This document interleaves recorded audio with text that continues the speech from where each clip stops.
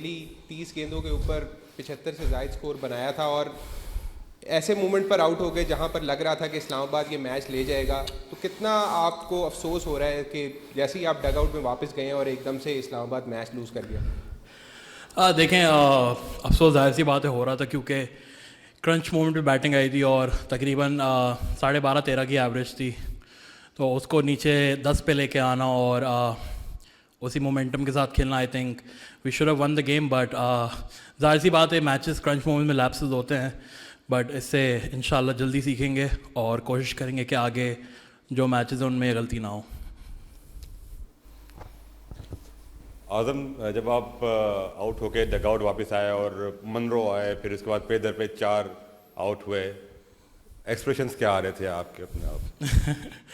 خیر جو ایکسپریشن آ رہے ہیں وہ میں کہہ نہیں سکتا یہاں پہ, لیکن ظاہر سی بات ہے کیونکہ ہمارے لوور آرڈر ابھی اسی طرح ٹیسٹ ہوا نہیں ہے. آئی تھنک پچھلے 2 گیم جو تھے اس میں تھوڑا پچ بھی تھوڑا ٹرکی تھا, تو اس حساب سے آپ کو پتہ ہے تھوڑی ڈفرینٹ کرکٹ آپ کو کھیلنی پڑتی ہے.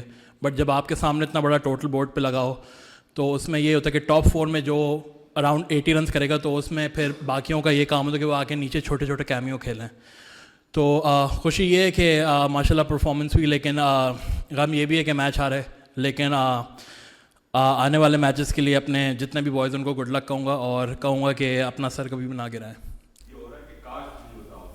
کاش نہیں ہوتا آؤٹ تو it would have been a different story. مجھے ایسا لگتا تھا کہ اگر میں آؤٹ نہیں ہوتا تو شاید 5 یا 6 بال پہلے میچ ختم ہو سکتا تھا. جی السلام علیکم اعظم, this Bahram Qazi from grass roots cricket.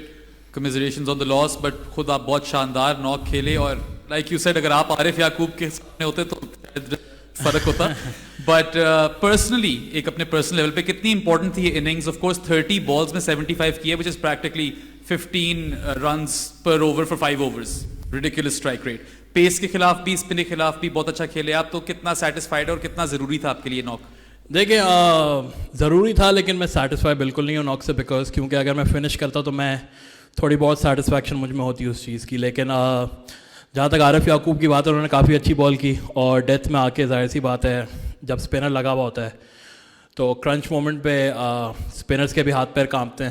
تو مجھے پتا تھا کہ میرے سامنے عارف یعقوب کو نہیں لگائیں گے, مجھے لگتا تھا کہ میرے سامنے والٹر ہی آتے بال کرانے, لیکن جس بال پہ میں آؤٹ ہوا وہ میرے زون میں ہی تھا, لیکن couldn't ایگزیکیوٹ. لیکن اننگس کافی امپورٹنٹ تھی میرے لیے اور کوشش کروں گا کہ آنے والے میچز میں بھی اسی طرح کھیلوں اور ٹیم کو جیت کی طرف لے کے جاؤں. اعظم, آپ کو لگتا ہے کہ جو آل اٹیک اسٹریٹجی ہے اسلام آباد یونائٹیڈ کی وہ آج پھر سے بیک فائر کی ہے؟ اور دوسرا یہ بتا دیں, آپ کی پرسنل اپنی اننگس تو بہت اچھی تھی, لیکن کاؤنٹر پارٹ بابر اعظم کی سینچری ہوئی ہے, اس کے حوالے سے آپ کیا کہتے ہیں؟ دیکھیں اسلام آباد کی ہمیشہ سے یہ اپروچ رہی ہے, لیکن اگر آپ پہلا میچ دیکھیں جس طرح ہم نے چیز کیا اس میں ہم نے اسمارٹ کرکٹ بھی کھیلی ہے. اس کا مطلب صرف یہی نہیں کہ ہم ہر بال پہ اٹیک کر رہے ہیں, ہم لوگ اسمارٹ کرکٹ بھی کھیل رہے ہیں. اور ظاہر سی بات ہے جب کرنچ مومنٹس پہ تھوڑا آپ کو اور اسمارٹ ہونا پڑتا ہے اور بال بائی بال کھیلنا پڑتا ہے اور کافی ایک آدھ بالر کو ٹارگیٹ کر کے آپ کو کھیلنا ہوتا ہے.